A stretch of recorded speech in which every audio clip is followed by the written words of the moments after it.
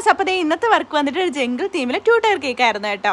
അപ്പോൾ ഇതിന്റെ colour combination വന്നിട്ട് ഗ്രീൻ ആൻഡ് വൈറ്റ് ആണ് കേട്ടോ കൊടുത്തിട്ടുണ്ടായിരുന്നത്. എനിക്ക് ഈ കളർ കോമ്പിനേഷൻ ഇപ്പോൾ ഭയങ്കര ഇഷ്ടമാണ് കേട്ടോ. നിങ്ങൾക്ക് ഇഷ്ടമാണെങ്കിൽ ഒരു ഗ്രീൻ ഹാർട്ട് കമന്റ് ചെയ്യാൻ മറക്കണ്ട കേട്ടോ.